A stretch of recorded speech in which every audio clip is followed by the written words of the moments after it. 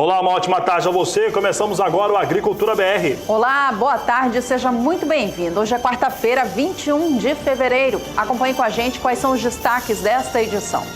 Nessa edição do Agricultura BR, você vai saber como é que está a utilização e também a importação de adubos no Brasil. Você vai ver a chuvarada que deu em Mato Grosso do Sul nesta última terça-feira e os prejuízos nas rodovias federais. Você vai conferir também os desdobramentos da afirmação do ministro da Agricultura, Blairo Maggi, de que o Brasil deve ter o posto de livre de febre aftosa com vacinação.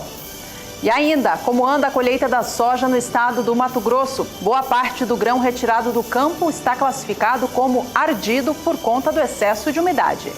Sobre mercado físico, mercado futuro e previsão do tempo. Começa agora o Agricultura BR.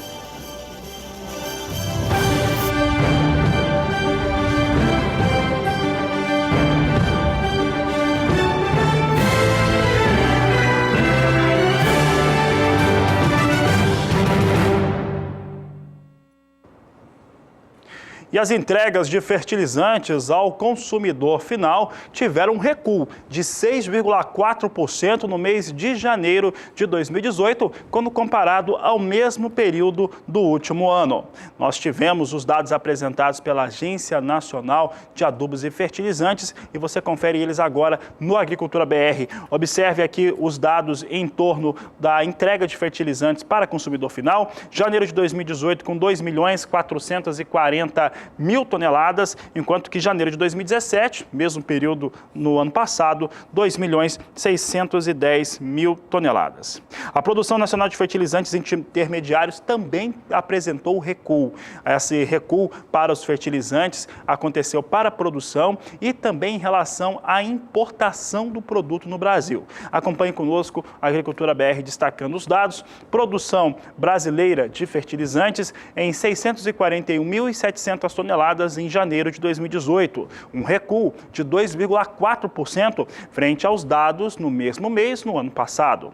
As importações totalizaram 1.757.000 toneladas, uma queda bem mais forte, uma queda de 25,1% para o período, de acordo com os dados da ANDA que foram divulgados, que foram colocados à disposição do público na tarde desta última terça-feira.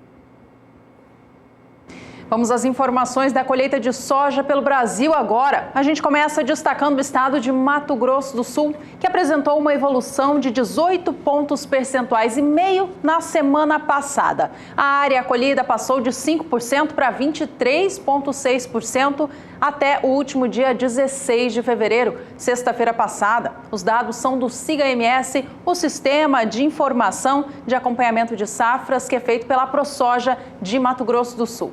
Vamos acompanhar como está a evolução da colheita, então, por região. Região central do estado sul-mato-grossense tem até o momento 19,1% de área colhida. A região sul aparece em segundo lugar, com um índice bem próximo de 20,1%. E a região norte do estado é a que está mais adiantada, tem até o momento 37,1% de área colhida. De acordo com o SIGA-MS, o desenvolvimento da cultura segue com normalidade e a soja está em fase final de fechamento de ciclo. A nutrição das lavouras é considerada muito positiva. E a expectativa de safra é de 8.736.000 toneladas, número que vai ser recorde para Mato Grosso do Sul. Bom, o clima no estado contribuiu ao longo de toda a fase de desenvolvimento da cultura da soja assim que ela foi implantada. Isso não foi problema para o estado ao longo do desenvolvimento das lavouras. Porém, recentemente tem chovido muito no estado sul-mato-grossense, atrapalhando em alguns pontos as atividades de colheita. Um vídeo que tem sido divulgado pelas redes sociais mostra o excesso de chuvas que caiu próximo ao município de Aquidauana nesta última terça-feira, dia 20 de fevereiro. Imagens na tela, você acompanha a rodovia 262, que ficou interditada por conta das chuvas em excesso.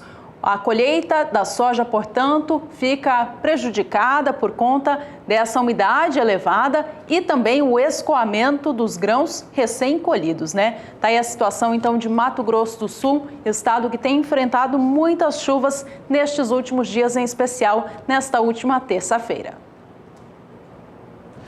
E olha, no estado do Mato Grosso, a situação não é muito diferente, não. O município de Sorriso, por exemplo, que é o maior produtor de soja do Brasil e do mundo, enquanto uma única cidade, chega a 80% da colheita das áreas de cultivo. Entretanto, as fortes chuvas também atingem o estado do Mato Grosso e têm elevado bastante o volume de soja ardida. A reportagem é de Valdir Pacheco.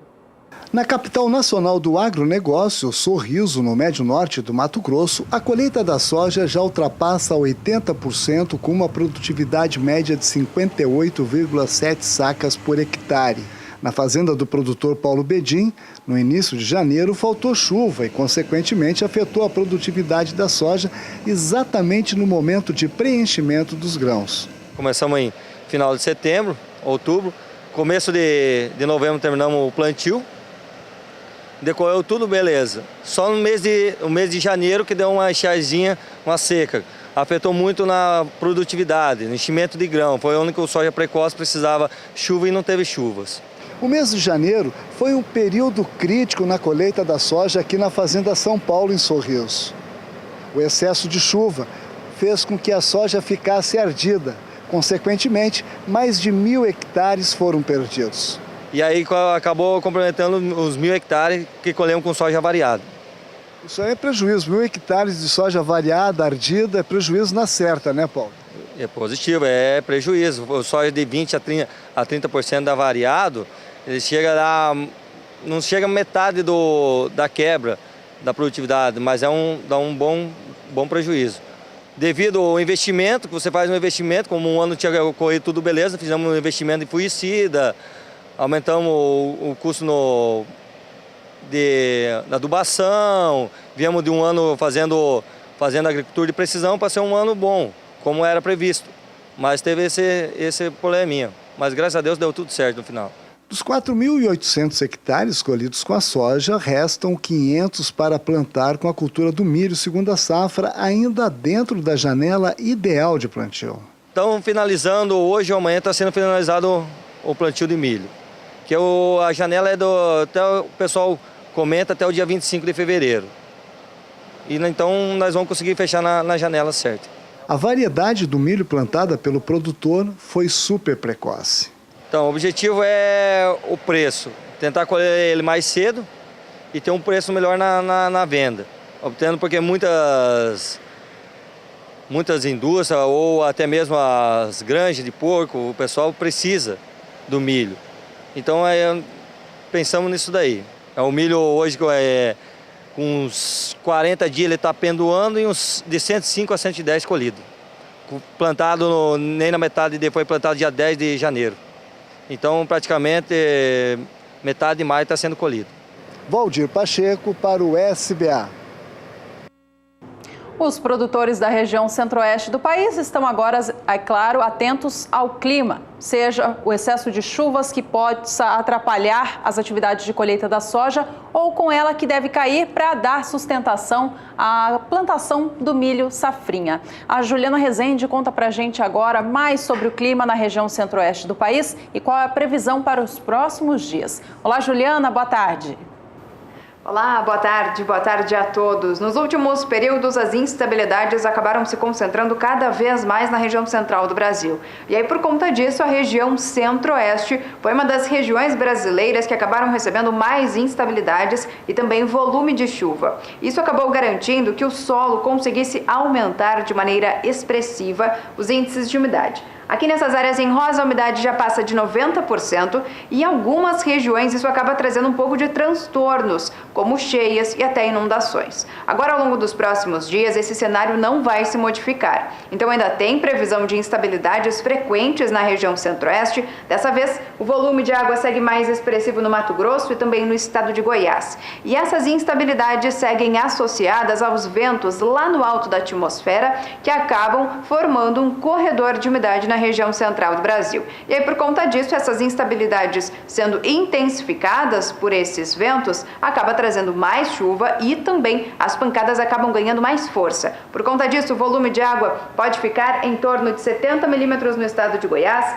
e ainda também no noroeste do Mato Grosso em torno de 70 milímetros. No Mato Grosso do Sul, essas instabilidades perdem intensidade. Isso porque o estado agora acaba sofrendo influência do tempo mais seco que acaba garantindo nas áreas mais ao sul do Brasil. E aí, por conta disso, previsão de tempo firme na metade sul do estado sul-mato-grossense, só chove na metade norte do estado, ainda de maneira fraca e isolada. No decorrer da segunda semana, as instabilidades agora na região centro-oeste do Brasil perdem intensidade. Isso porque aquele corredor de umidade que seguia atuando agora já começa a perder configuração. Mesmo assim, as instabilidades ainda vão seguir atuando na região central, só que dessa vez as chuvas é que não devem ser tão intensas. O volume de água fica em torno de 30 milímetros nos 3 estados da região. Já ao longo da terceira semana, até pelo menos o dia 8 de março, a chuva volta a ganhar um pouco mais de intensidade entre Mato Grosso e Goiás. No Mato Grosso do Sul é que essa chuva ainda persiste, só que com menores volumes. Então, durante as próximas semanas ainda tem previsão de chuvas fortes, especialmente no Mato Grosso e no estado de Goiás.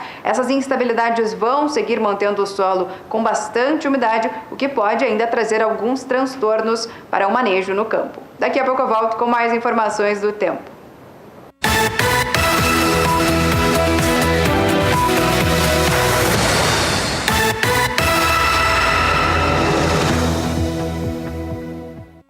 A Agricultura BR agora trazendo para você os dados que estão sendo colocados à disposição para referência nos portos brasileiros. Começando pelo Porto de Paranaguá, grande embarcador de soja do país, nos últimos 30 dias tem uma alta de 6%. No dia 23 de janeiro, o valor praticado era de R$ 73,20 a saca de 60 quilos. Em 30 de janeiro, caía para R$ 72,50 a saca. Em 7 de fevereiro, se recuperava e chegava a R$ 74,00 a saca de 60 quilos. No último dia 14, alcançava R$ 76,00 por saca. Nesse dia 21, valores em R$ 77,20, uma alta de 6% para os negócios com soja em Paranaguá nos últimos 30 dias.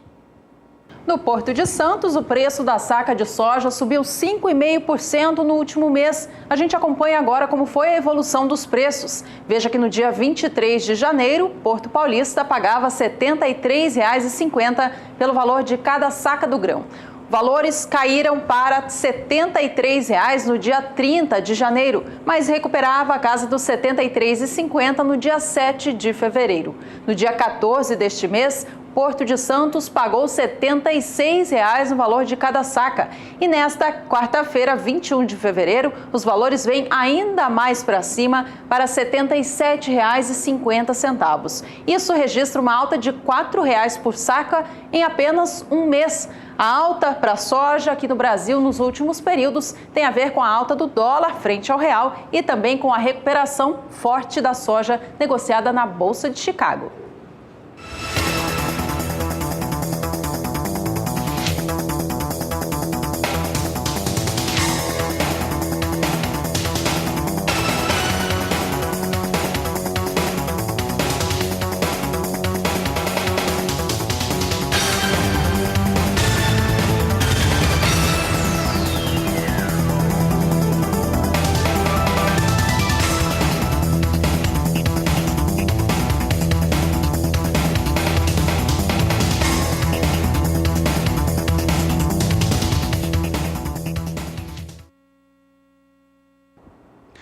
A Agricultura BR traz em destaque agora a soja sendo negociada no cenário internacional. Eu lembro que os dados da Argentina e principalmente a situação de seca e também de baixa umidade do solo tem dado o tom para os valores negociados em todo o mundo. É importante lembrar que boa parte da área produtora da Argentina, o chamado núcleo central, que envolve a província de Santa Fé, parte sudeste, sudoeste de Buenos Aires e também uma parte de Córdoba, vem sendo bastante castigada pela essa falta de umidade, mesmo com algumas chuvas que aconteceram nesta última segunda e terça-feira, são muito poucas para manterem a situação de produção de soja na Argentina. Tanto é que as previsões dão conta agora de serem bem menores. Isso tem trazido valores de negociação enquanto está se assustando a safra argentina e já já se considera realmente que é quase consolidado, que deve ter perdas, faz com que os negócios com soja elas fiquem melhores, principalmente na Bolsa de Chicago.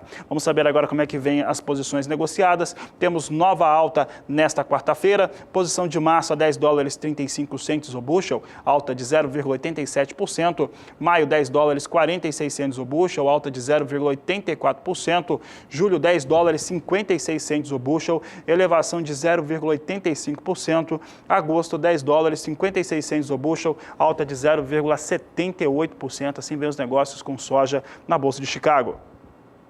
De olho agora no dólar aqui no Brasil, moeda norte-americana que vinha oscilando para cima nesta última terça-feira, nesta quarta-feira volta a cair. A gente acompanha se os negócios seguem este movimento agora. Dólar vem operando na total estabilidade, exatamente igual ao fechamento desta última terça-feira. Dólar é negociado agora a R$ 3,25 mais 6.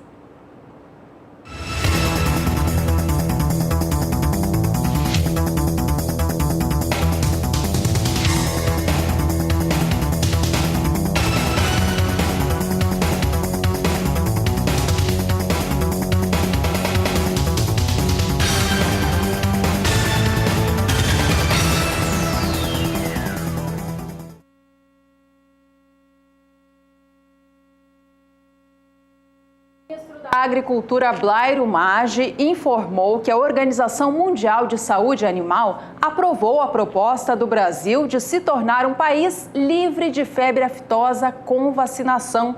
Em um vídeo publicado há pouco na sua conta do Twitter, Maggi disse que a declaração deve ser oficializada entre os dias 20 e 25 de maio, durante uma reunião da organização que vai acontecer na sua sede em Paris, na França. Veja a fala do ministro. Olá, hoje é um dia especial para o Brasil, dia 20 de fevereiro de 2018. A OIE informou ao governo brasileiro, através aqui do MAPA, de que aceitou a nossa proposta para transformar ou declarar o Brasil livre de febre aftosa com vacinação. Isso é um pleito antigo, são mais de 60 anos de lutas de vários governos, lideranças da pecuária nacional, que trabalharam muito para a gente chegar nesse processo. E eu, como ministro da Agricultura, sou extremamente feliz por isso. Quero compartilhar com você, pecuarista, com você, líder de regiões, que ajudou a construir isso. Como disse, foram milhares de pessoas que ajudaram. E agora, em maio, entre 20 e 25 de maio, haverá uma reunião na OIE, onde vai sacramentar isso. E eu já convidei o presidente Michel Temer, nós devemos estar presentes nessa reunião grande que tem na OIE, para receber, então, esse certificado. E a partir daí, nós já estamos trabalhando para declarar o Brasil livre de febre aftosa sem vacinação, que aí sim será o grande salto da pecuária brasileira, que deverá ocorrer lá por 2022, 2023. Então, parabéns a todos, um abraço e muito obrigado. E sobre este assunto, Fabiano Reis conversou ontem pela internet com um especialista do assunto, Rodrigo Lima, da Agroícone. E tivemos a informação do Ministério da Agricultura, Pecuária e Abastecimento que a Organização Mundial de Saúde Animal deve vir a considerar o Brasil livre de febre aftosa com vacinação. Para falar a respeito deste assunto, eu vou conversar agora, por uma entrevista pela internet, com o Rodrigo Lima, ele que é diretor-geral da Agroícone. Rodrigo, obrigado por conversar conosco aqui no Canal do Boi. Eu quero saber o seguinte, no seu entendimento, isso pode mudar alguma coisa para o comércio internacional, principalmente para as exportações de carne brasileira? Boa tarde, Rodrigo. Boa tarde, é um prazer conversar com vocês do Canal do Boi. Sem dúvida, o status de livre de aftosa com vacinação, no país inteiro, e considerando que Santa Catarina já é livre sem vacinação, tem um status mais elevado ainda, dá muito mais segurança e transparência e confiança em relação à sanidade da carne brasileira perante a febre aftosa. Vale lembrar que até poucos anos atrás, 2005 foi o último caso de aftosa. O Brasil sempre sofreu barreiras de vários países, Rússia, os países asiáticos, por preocupações em relação à febre aftosa. Então, esse status da OIE, que é a Organização Mundial de Saúde Animal, que é a organização, inclusive, reconhecida pela Organização Mundial do Comércio, o Acordo de Medidas Sanitárias para definir padrões para doenças, dá um respaldo muito mais robusto para a carne brasileira, o que é muito bem-vindo no momento em que as nossas exportações estão crescendo e cada vez mais, e ter esse status elevado pode ajudar a manter mercados abertos e abrir novos mercados em função do status sanitário mais elevado. No seu entendimento, nessa nova situação, quando confirmada, isso pode mudar alguma coisa aqui internamente no país, principalmente em torno das campanhas contra a febre aftosa, o programa de erradicação de febre aftosa no Brasil? Pode haver alguma alteração, como, por exemplo, uma contenção nas campanhas? Certamente trará mudanças, mas não se pode dizer que são mudanças de curto prazo, tá? O produtor, por conta dessa mudança, não se pode esperar que pare de vacinar agora. É importante destacar que é livre com vacinação, ou seja, a vacinação continua mantida, exceto em estados que já estão com um controle epidemiológico muito mais profundo, já estão em vias de se tornarem livres de aftosa sem vacinação. Espera-se que até 2021 alguns estados consigam esse status de livre sem vacinação, que eu ressalto, é um status bem mais rígido, bem mais complexo de conseguir esse reconhecimento pela OIE, como Santa Catarina conseguiu anos atrás, e até 2023 o país inteiro seja livre sem vacinação. Aí sim você para de vacinar e efetivamente a rotina do produtor em relação à aftosa poderá mudar, mas isso um pouco mais para frente. Tá certo, Rodrigo. Rodrigo, quero agradecer a sua participação aqui no Canal do Boi, sua entrevista. Obrigado pela participação. Eu que agradeço e a gente fica à disposição de vocês. Eu conversei aqui com o Rodrigo Lima, ele que é diretor-geral da Agroícone, comentando essa situação que deve ser confirmada. A Organização Mundial de Saúde Animal deve confirmar o Brasil livre de febre aftosa sem vacinação. O Brasil já tem boa parte do seu território declarado livre da doença com vacinação. Porém, regiões do Amazonas, Amapá e Pará alcançaram esse status recentemente, que possibilitaria, então, uma classificação nacional. A única exceção é o estado de Santa Catarina, que é declarado livre da doença sem vacinação. Dados importantes para a pecuária e para a agropecuária nacional, Juliana, inclusive que tem tido um esforço maior por parte do Ministério da Agricultura em abrir novas fronteiras. O que quer dizer isso? Em conversar com outros países que são possíveis exportadores para habilitar mais plantas aqui no Brasil. Inclusive tem também uma agenda com visitas de comitivas internacionais para fazer isso aqui no país. As exportações, inclusive, vêm muito bem. O mês de janeiro de 2018 foi marcado com a liderança do Complexo Carnes em relação aos produtos que mais exportam do agronegócio brasileiro, com grande destaque para a carne bovina. É o que nós vamos ver agora na reportagem de Annelise Nicologi. Esse foi o melhor desempenho para o primeiro mês do ano dos últimos tempos. As 123 mil toneladas de carne bovinas exportadas representam um aumento de 15% comparado com janeiro de 2017. Uma receita de 518 milhões de dólares. 61 países elevaram a aquisição do produto brasileiro. As exportações totais de carne bovina in natura e processada atingiram esse resultado histórico graças a um crescimento expressivo das compras chinesas. De acordo com o levantamento da Abrafrigo, baseado em dados do Ministério do Desenvolvimento, Indústria e Comércio Exterior, Hong Kong aumentou as importações de 22.908 toneladas no primeiro mês de 2017 para 37.527 toneladas em 2018. Isso representou o crescimento de 64%, enquanto que pelo continente as importações chinesas subiram de 18.208 toneladas para 22.840 toneladas. O segundo maior comprador em 2018 foi o Egito, com 12.918 toneladas. O Irã foi o terceiro, com 9.567 toneladas. E o quarto, o Chile, com 7.018 toneladas. A Agricultura BR vai fazer um rápido intervalo comercial. Veja ainda nesta edição que a produção de etanol à base de milho do Brasil já supera em 30% o que estava previsto para este ciclo. E entre em contato com a Agricultura BR, você entra em contato através do nosso WhatsApp. O número é o 67996562266. Fique conosco, voltamos em instantes.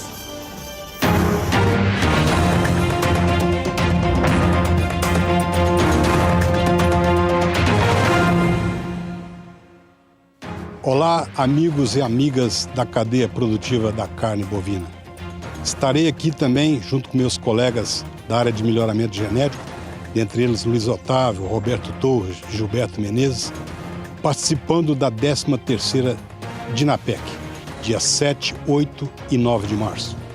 Com mostra dos nossos plantéis Nelore, Caracu e Sinepol, nossa intenção é demonstrar para vocês como o uso das ferramentas da genética animal podem contribuir para uma pecuária de corte eficiente, produtiva e com qualidade de produto.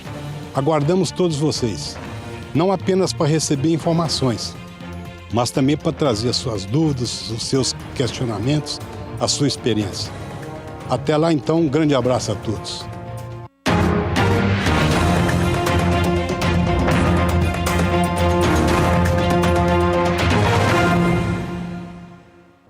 E a 6ª turma do Superior Tribunal de Justiça revogou a decisão da prisão preventiva de Wesley Batista do grupo JF. Este é o assunto agora do quadro Agroações.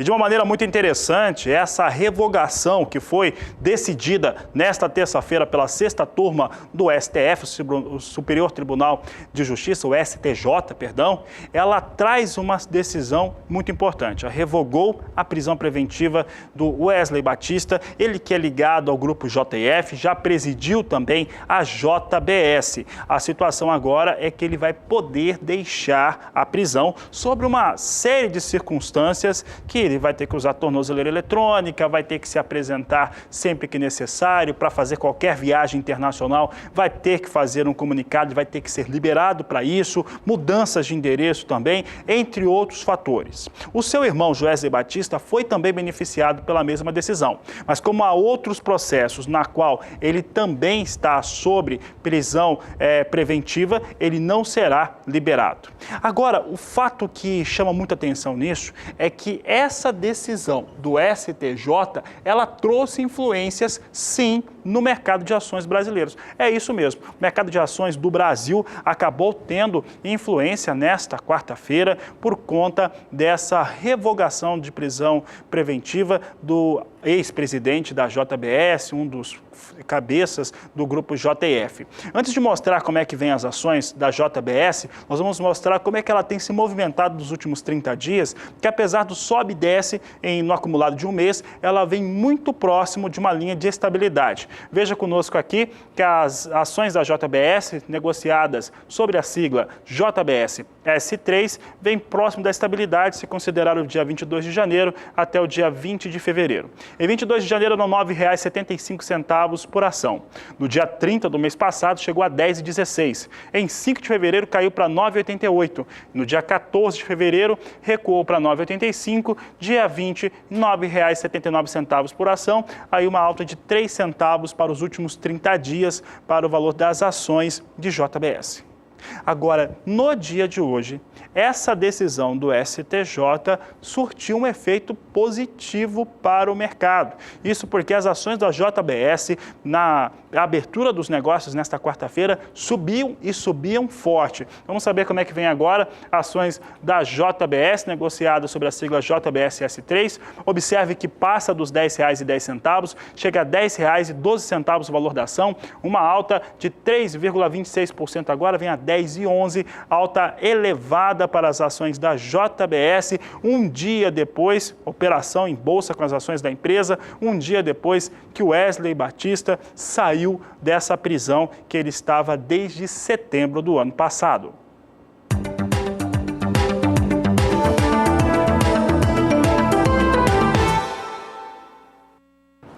Agricultura BR fala agora sobre a produção de milho no estado de Santa Catarina, que cultiva o cereal todo na primeira safra, safra de verão. A nova estimativa da produção do cereal no estado nesta temporada 2017-18, ela mostra uma queda superior a 20% na comparação com o que Santa Catarina colheu na temporada 16-17. Os números divulgados na semana passada pela Secretaria de Agricultura do Estado mostram que a produção deve alcançar 2.400.000 toneladas, um volume que, se confirmado, vai ficar 20,4% abaixo do que o Estado colheu no ciclo 16-17. Tanto a área quanto a produtividade média das lavouras cai neste ciclo, que resulta nesta produção bem menor. A área, por exemplo, ela cai em 14,3% e chega a apenas 310 mil hectares. Já a produtividade, ela também despenca. Foi a estiagem, principalmente nos meses de setembro e dezembro de 2017, que acabou derrubando a expectativa de rendimento das lavouras de milho dos catarinenses. Se no ciclo 2016-17 eles colheram 143,3 sacas de 60 quilos por hectare, para a temporada atual, 17-18, a nova projeção é de 133,4 sacas de 60 quilos por hectare. Essa colheita menor de milho no estado de Santa Catarina impacta principalmente no setor produtivo de carnes, já que o estado é o maior produtor nacional de suínos e o segundo maior de aves. Uma safra de milho 20% menor tem feito com que a Secretaria de Agricultura do Estado pense em alternativas para suprir a demanda deste setor de carnes do Estado. Já foi comentado, inclusive, sobre criar uma rota para trazer o milho do Paraguai para chegar aos catarinenses a um valor mais barato do que aquele que sai da região centro-oeste do país.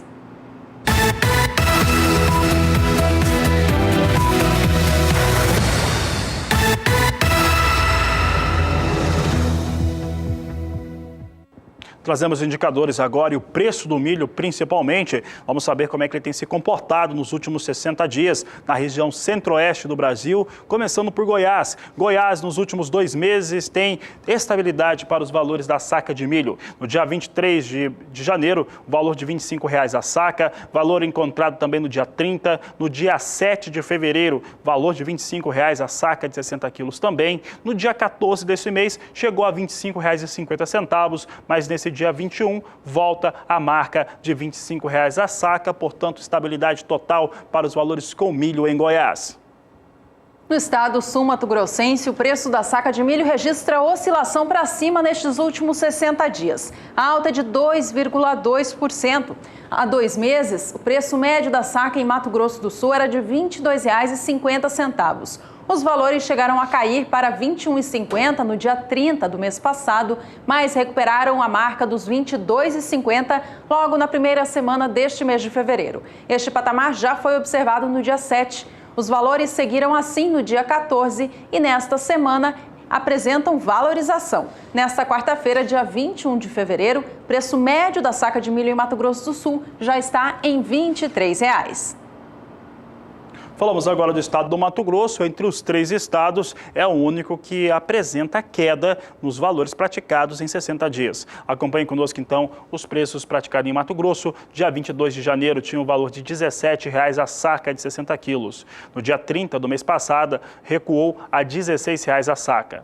No dia 7 de fevereiro, apresentou recuperação, vindo para R$ 16,50 por saca de 60 quilos. No dia 14, tinha esse valor e nesse dia 21, mantém R$ 16,50.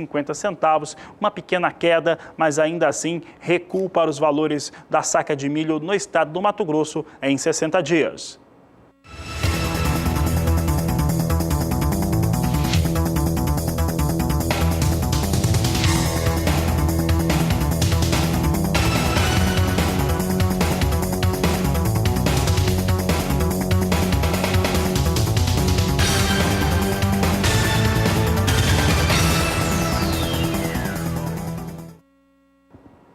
E, sem dúvida, o fator climático ele é decisivo quando falamos de agronegócio. A produção de campo depende muito disso. Você está acompanhando agora no Agricultura BR dados tão importantes, principalmente o mercado da soja, no qual tem mostrado uma Argentina com um recuo forte para a sua produção de soja, mas há recuo também previsto para a sua produção de milho. Aqui no Brasil, para o entendimento de muitos produtores rurais e também de quem faz assistência técnica no campo, o ano de 2017 teve uma situação climática muito mais favorável. É por isso que a Juliana Rezende resolveu verificar como é que ficou então esse clima e traz agora um mapeamento de como estava em fevereiro de 2017 com fevereiro de 2018. O fevereiro de 2018 não vem sendo muito diferente do fevereiro de 2017. Isso porque as instabilidades seguem atuando e se concentrando de maneira mais expressiva no centro e nas áreas mais ao norte do Brasil. A diferença é no Rio Grande do Sul, onde agora, no fevereiro de 2018, as chuvas diminuíram de forma mais expressivas. Muito significativo da ocorrência do fenômeno Laninha, que é de forma mais clássica. Agora, durante o fevereiro de 2017, a tendência era de neutralidade climática, o que não diminuiu as chuvas no Rio Grande do Sul de forma tão expressivas. Tanto que em fevereiro de 2017, algumas localidades do Rio Grande do Sul até receberam pancadas de chuva que superaram a média climática para o mês. Então, de maneira geral, tanto fevereiro de 2017 como fevereiro de 2018 vem concentrando as chuvas no centro e nas áreas mais ao norte do Brasil. Agora, ao longo dos próximos dias, tem previsão de chuva ainda justamente neste cenário, centro e nas áreas mais ao norte do país, isso de forma mais intensa. Ocorre que um corredor de umidade acaba sendo organizado aqui na região central do Brasil e segue mantendo as instabilidades no centro e nas áreas mais ao norte do Brasil. E a chuva é forte, porque os acumulados conseguem subir e até alcançar em torno de 50 a 70 milímetros nessas regiões. Agora, nas áreas mais ao sul do país, a chuva ainda segue de maneira muito escassa, é o tempo mais seco que predomina e o sol também vai seguir predominando ao longo dos próximos dias. Já durante a segunda semana, o cenário começa a mudar aos poucos. O corredor de umidade que atuava agora na região central já perde configuração e aí a chuva acaba distribuindo em grande parte do país. Então, dessa vez, teremos previsão de chuva na maior parte do país, só que o volume agora é que não deve ser tão elevado. Volta a chover na região sul, só que com baixos volumes. No decorrer da terceira semana, o cenário pouco vai mudar. Então, ainda tem previsão de chuva abrangente na maior parte do país. A chuva até ganha um pouco mais de intensidade em algumas áreas centrais, mas nada de chuva tão volumosa. Então, no decorrer das próximas semanas, a chuva se espalha pela maior parte do país e ainda mantendo as instabilidades um pouco mais significativas e frequentes na região central do Brasil. Daqui a pouco eu volto com mais informações do tempo. A FS Bioenergia, primeira usina de etanol 100% à base de milho do Brasil, anunciou nesta terça-feira, 20 de fevereiro, que vai implantar a sua segunda unidade. Esta nova planta vai ser localizada no município de Sorriso, no estado do Mato Grosso. O investimento previsto é de R$1 bilhão. A nova usina deve gerar cerca de 1.500 empregos diretos e indiretos e produzir anualmente cerca de 680 milhões de litros de etanol. A primeira usina de etanol à base de milho da FS Bioenergia também é localizada no estado do Mato Grosso, fica no município de Lucas do Rio Verde. As duas, trabalhando juntas, devem produzir anualmente cerca de 1 bilhão 200 milhões de litros de etanol de milho, 900 mil toneladas de farelo de milho e cerca de 35 mil toneladas de óleo do cereal. O processo de implantação da nova usina de etanol à base de milho da FS Bioenergia está na fase de licenciamento para depois seguir para a construção. Bom, e a produção de etanol à base de milho do Brasil vem crescendo de maneira mais expressiva nos últimos anos. Neste ano de 2018, considerando a safra 17-18, o volume total já produzido supera em mais de 30% o previsto para todo o ciclo, mesmo faltando 2 meses para a temporada acabar. De acordo com os números da Única, União da Indústria da Cana-de-Açúcar, a previsão era de que o Brasil produzisse 300 milhões de litros de etanol à base de milho na região Centro-Sul nesta temporada 17/18. Mas o acumulado da safra, que encerra só no dia 31 de março, já soma 391.852.000 litros. Portanto, já superando em mais de 30% o previsto para este ciclo. No acumulado dos últimos 5 anos, a produção de etanol à base de milho no Brasil, ela cresceu muito, em quase 10 vezes. A gente acompanha agora qual foi a evolução, então, na comparação com os números da União da Indústria da Cana-de-Açúcar. Veja que na safra 13/14, o Brasil produzia cerca de 37 milhões de litros de etanol à base de milho. No ciclo 14/15, já subiu bastante a sua produção, alcançando 84.880.000 litros. Ciclo 15/16 foram 141.050.000. Temporada passada, 16/17, Brasil já chegava à marca dos 234.140.000 litros de etanol de milho. Para a temporada 17/18, como vimos há pouco, a previsão era chegar aos 300 milhões de litros. Mas os números atuais do acumulado já superam este volume, passando de 390 milhões de litros. Isso mostra que a produção do cereal já cresceu quase 1000% nestes últimos 5 anos.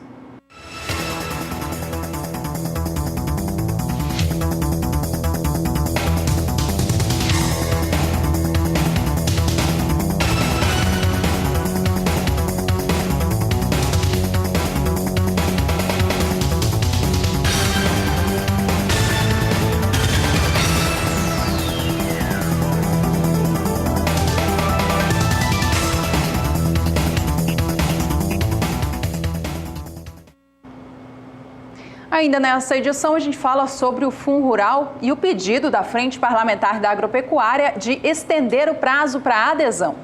E por aqui vamos saber como é que vem os negócios com milho na Bolsa de Chicago. Você confere aqui no Agricultura BR, situação de estabilidade lá nos Estados Unidos. A posição de março vem a $3,65 por bushel, maio $3,73, julho $3,81 por bushel, todas na mais completa estabilidade. E a posição de setembro, $3,88 por bushel, também estável, mas com viés de queda em 0,06%. Agora sim, vamos ao intervalo. Ainda nessa edição, então, a gente fala sobre o Fundo Rural. E você pode entrar em contato conosco e também opinar sobre assuntos como esse que nós falamos hoje já a respeito da soja em relação à situação de perda e principalmente soja ardida por conta das fortes chuvas, ou ainda o Brasil ser livre de febre aftosa. Dê sua opinião, mande a sua mensagem no 67 99656 2266. Nós estamos esperando a sua mensagem, mande pra gente. Um abraço, até já.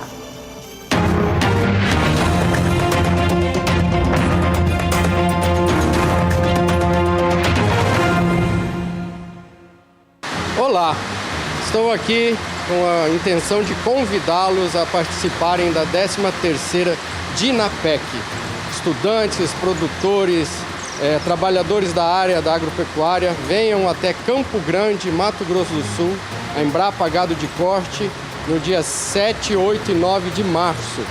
A entrada é franca e os senhores poderão ver o que existe de mais moderno, mais atual na pecuária bovina e outras atividades também que os nossos parceiros apresentarão. Aqui nesse local estará acontecendo a oficina de pecuária de precisão e também assunto da sanidade animal. Apresentaremos o que existe de mais moderno e o que permite o melhor controle do rebanho usando toda a tecnologia de informática, de satélites, de softwares e aparelhos outros que nós criamos e apresentaremos. Sejam bem-vindos.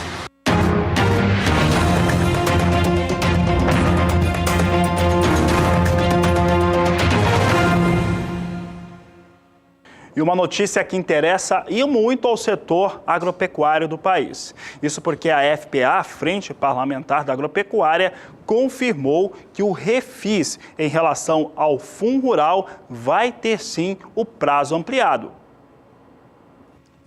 A Casa Civil informou aos deputados da FPA que pode ser utilizada a medida provisória 803, que já tramita no Congresso para ampliar o prazo de adesão ao refis do Fundo Rural.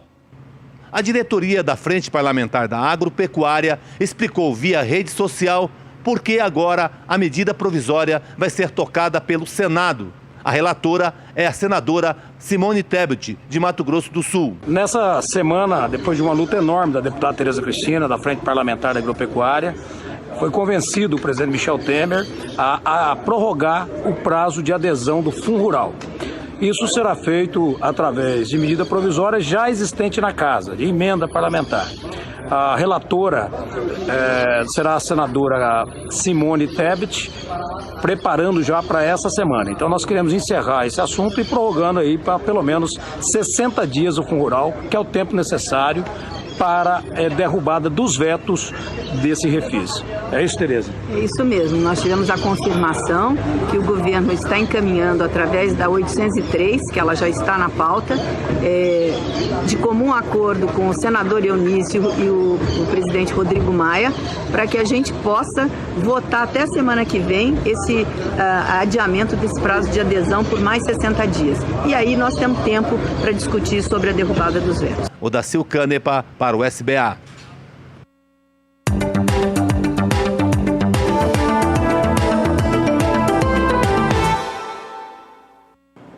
Informações agora para o mercado de café do Brasil. O destaque da vez é a variedade Conilon. Os valores vinham caindo com bastante força recentemente, mas nesta terça-feira foram surpreendidos por um dia de alta. A alta recuperou a perda de 3 dias seguidos de desvalorização. Com isso, o preço da saca de 60 quilos do grão, negociado no estado do Espírito Santo, fechou nesta terça, dia 20, a R$ 319,59. A cotação que você vê em tela é do café Conilon tipo 6, classificação peneira 13 acima.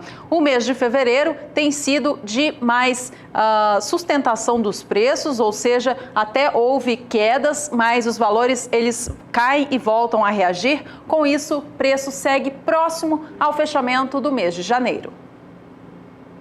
Vamos saber como é que vem a referência internacional agora para o Conilon no Brasil. Robusta negociada em Londres. Temos situação de ligeira queda neste momento nas posições de mais curto prazo.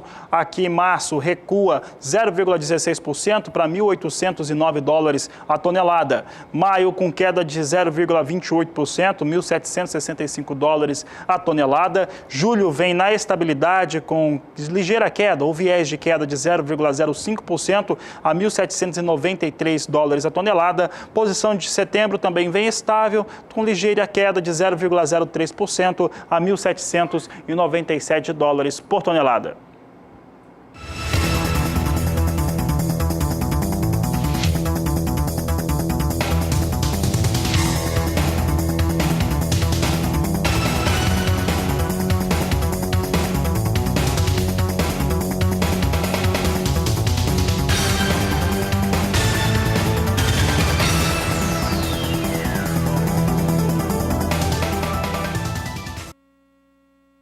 Voltamos a falar do Conilon aqui no Brasil, em especial dos 3 estados que são os maiores produtores dessa variedade: Espírito Santo, Rondônia e Bahia. A Juliana Rezende fala agora como é que está a previsão do tempo e também situações de umidade de solo para essas áreas produtoras.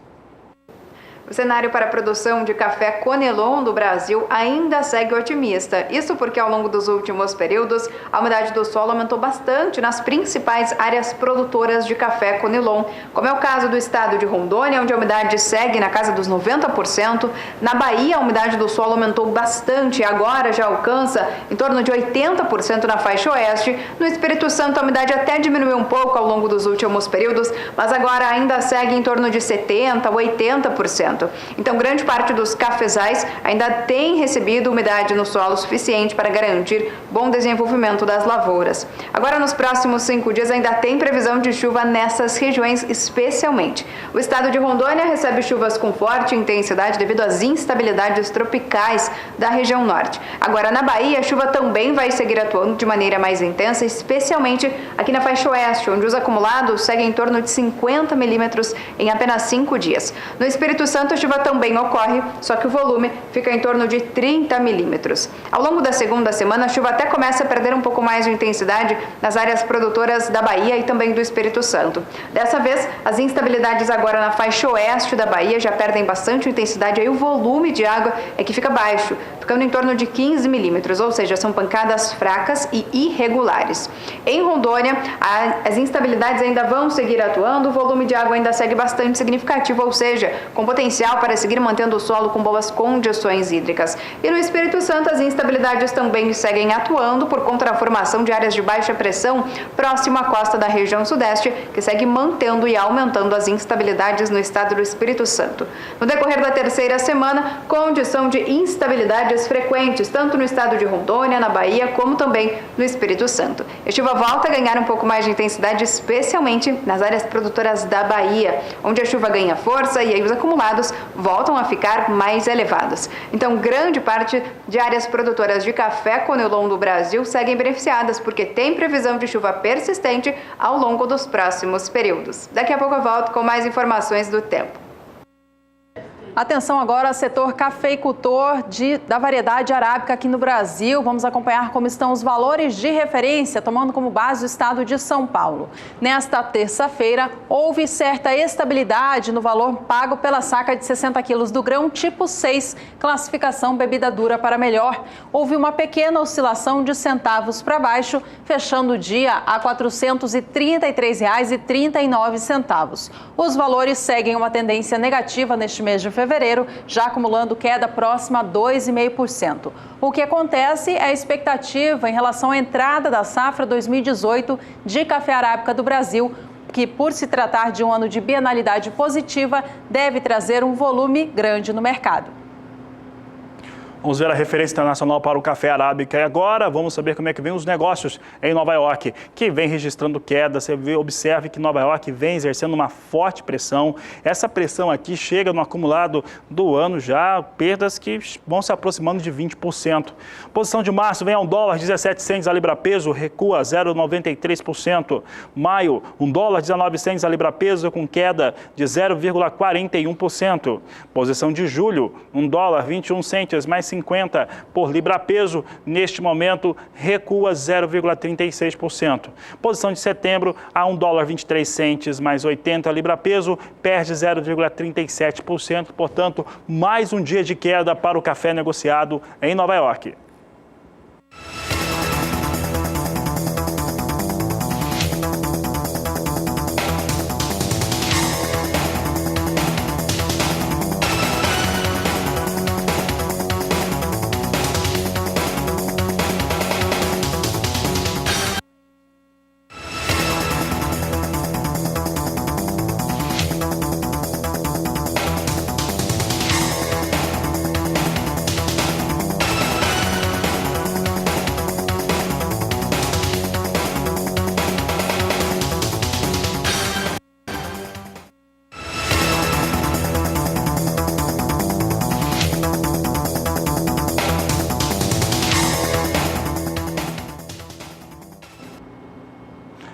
E o Agricultura BR, nesta sexta-feira, será especial, Juliana, estaremos na Campo Grande Expo em um dos seus pré-eventos. A Campo Grande Expo é uma grande feira que vai trazer situações diferentes para o estado do Mato Grosso do Sul, com dinâmicas agropecuárias, com muitas empresas também participando e principalmente com o mote da integração lavoura-pecuária. Nessa sexta-feira tem um pré-evento no qual se vai discutir a utilização de recursos para a integração lavoura-pecuária, o programa ABC, também os recursos que estão sendo disponibilizados para o Centro-Oeste através do FCO e a Sudeco, que é a detentora desses recursos disponibilizados no Centro-Oeste. Sobre este assunto, o Antônio Carlos, presidente da Superintendência do Desenvolvimento do Centro-Oeste do país, falou para o Canal do Boi.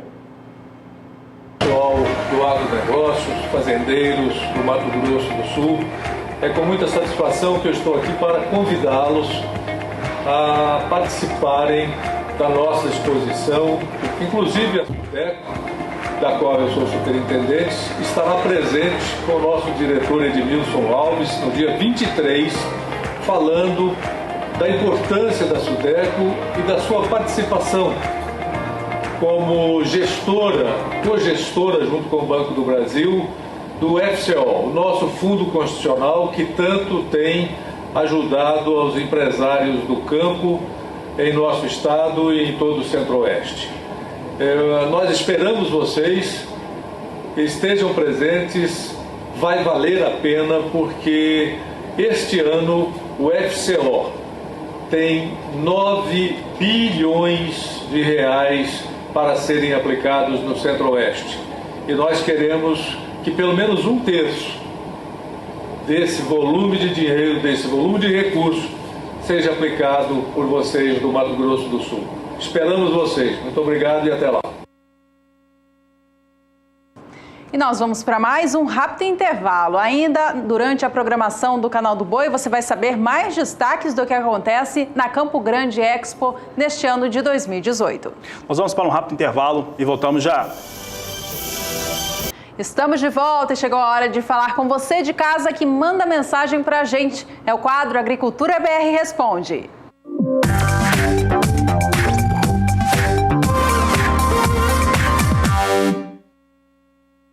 A participação de hoje vem lá do estado do Pernambuco. Vamos ler quem mandou ela para a gente. Quem mandou mensagem foi o Paulo Coutinho, do município de Bodocó. Ele diz o seguinte: quero saber a previsão das chuvas para os próximos dias, Fabiano. Bom, quem vai responder, Paulo Coutinho, é a Juliana Rezende, que traz um estudo agora para o município dele e também a região Nordeste. Respondendo a dúvida do telespectador Paulo Coutinho, da região de Bodocó, do estado de Pernambuco, que quer saber como é que fica o tempo agora ao longo dos próximos dias. Bom, ao longo das últimas semanas, as instabilidades até conseguiram avançar pela faixa oeste do estado de Pernambuco e a umidade do solo também aumentou de forma mais significativa. Agora, os índices alcançam em torno de 50% aqui na faixa oeste do estado do Pernambuco. No decorrer dos próximos 5 dias, tem previsão de chuva ainda nessa região. As instabilidades ainda seguem atuando no interior da região Nordeste e o volume de água segue mais significativo. Dessa vez, o acumulado pode passar de 30 milímetros em 5 dias no extremo oeste do estado de Pernambuco. No decorrer da segunda semana, as instabilidades agora perdem intensidade na maior parte da região nordestina. Então, dessa vez, o tempo mais seco até volta a predominar, as pancadas de chuva passam a ocorrer de forma irregulares e também isoladas. E aí o volume de água também agora é mais baixo.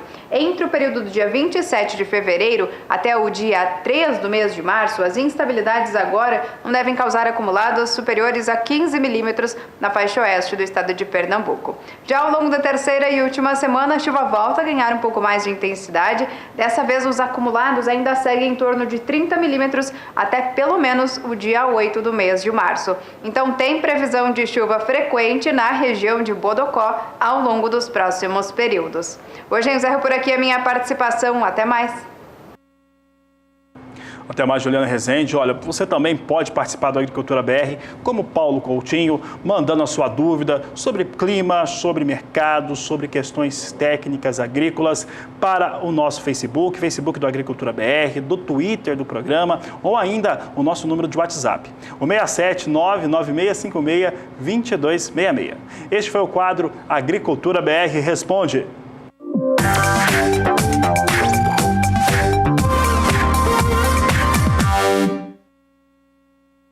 E a gente fala um pouquinho mais sobre o estado do Pernambuco agora e a sua produção com aptidão para a fruticultura.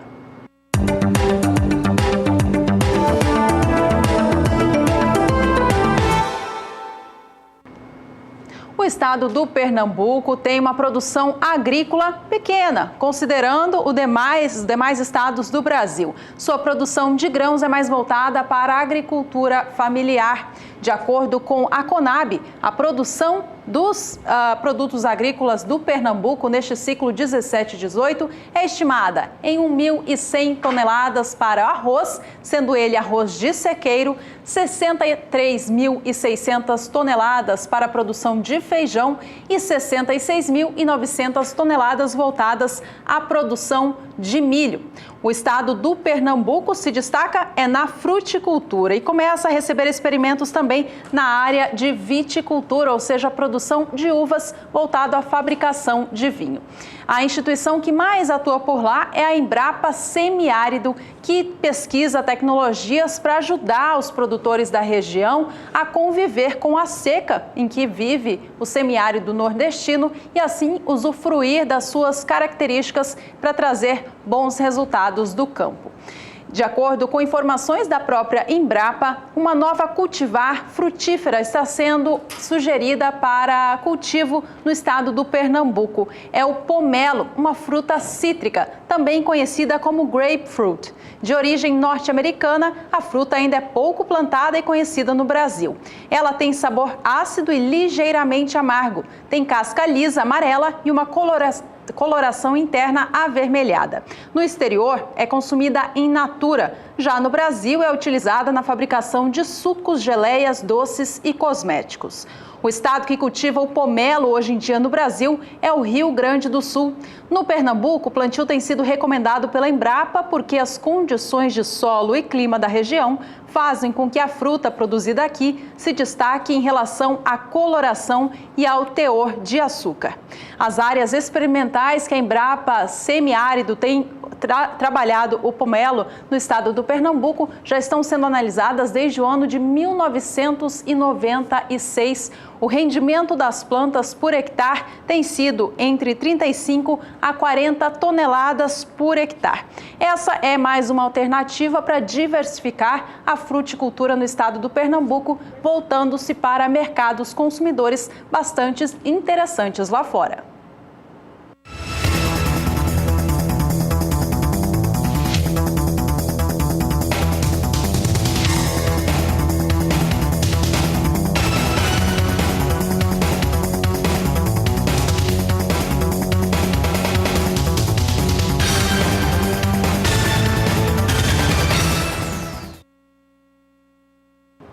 E ainda nesta edição a gente volta a falar de soja com destaque para o estado de Santa Catarina.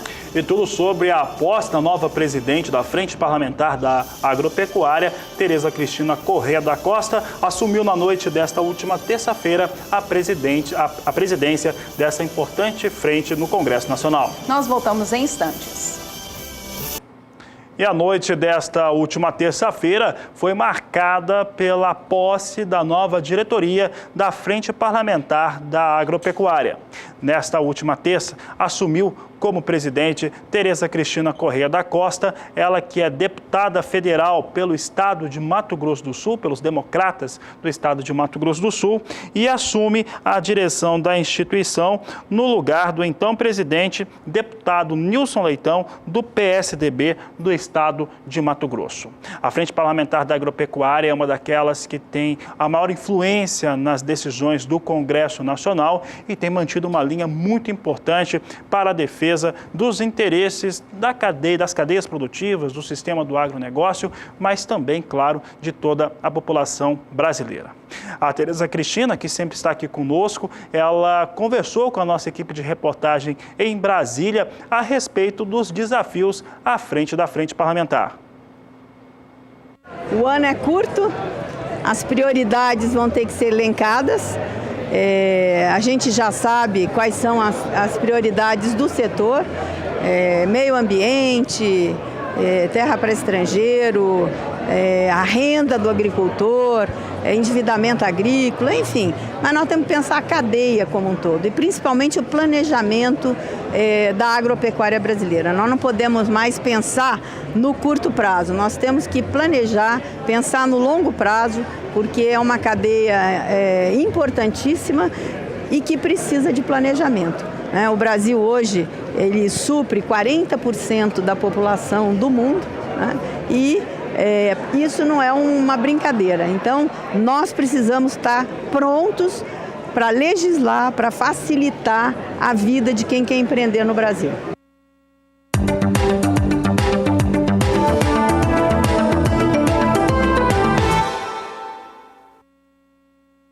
Voltamos a falar de soja por aqui, com destaque no estado de Santa Catarina. Enquanto a maioria dos estados brasileiros devem ter uma safra de soja menor neste ciclo, Santa Catarina deve apresentar aumento e alcançar o seu volume recorde. De acordo com dados da Secretaria de Agricultura do estado, a produção é estimada em 2.520.000 toneladas. Número esse que, se for confirmado, vai ficar 5% acima do colhido na temporada 2016-2017.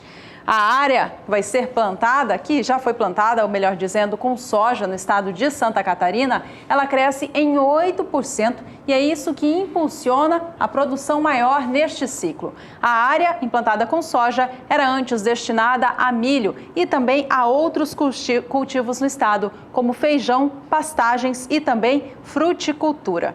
Por fim, a Secretaria de Agricultura do Estado catarinense traz o número de área plantada em 708.000 hectares. A produtividade média estimada é de 58,3 sacas por hectare. Números positivos, então, para a sojicultura catarinense.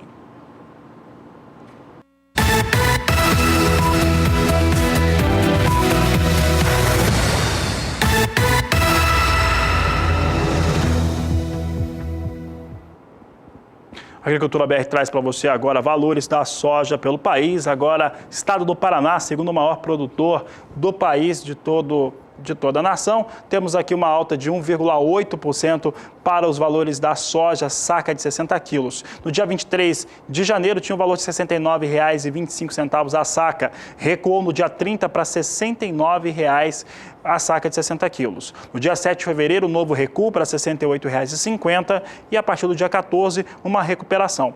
No dia 14 veio para R$ 70,25 a saca, dia 21 de fevereiro a R$ 70,50, com isso uma alta de 1,8% nos últimos 30 dias. No estado gaúcho, o preço da saca de soja também subiu neste último mês. E a alta é ainda maior, chega a 4%. A gente acompanha os valores para o estado do Rio Grande do Sul, então. Na média do dia 23 de janeiro, a cotação estava em R$ 70. Os valores chegaram a cair no fim do mês passado, fechando no dia 30 a R$ 69 a saca. Primeira semana de fevereiro também teve baixa no estado gaúcho. O valor da saca caía para os R$ 68,25 no dia 7. Na semana seguinte, os valores voltaram a ganhar força com a alta do dólar aqui no Brasil e também a recuperação da soja na Bolsa de Chicago. No dia 14, o preço médio da saca da soja no Rio Grande do Sul já era de R$ 70,75. E na data atual, quarta-feira, dia 21, o preço está em R$ 72,75 a saca. E buscar uma agricultura mais sustentável. E para fazer isso, utilizar matéria-prima encontrada na própria região. É o que você vai ver agora na reportagem de Miriam Valadares, que mostra uma recuperação de solo muito interessante. Nos campos da Fazenda Aleluia, que fica no município de Sidrolândia, no Mato Grosso do Sul, a soja em fase de desenvolvimento desperta a atenção de produtores rurais e técnicos que foram até a propriedade acompanhar de perto o trabalho desenvolvido pelo agricultor Rogério Zarte. A produtividade média por aqui é de 60 sacas do grão por hectare. Este ano, o produtor, que também é engenheiro agrônomo, destinou parte da lavoura para a realização de ensaios de fertilidade do solo. O que nós estamos aplicando aqui são fertilizantes naturais e produtos biológicos que não agridem o sistema e vêm resgatar a vida do solo, podemos assim dizer.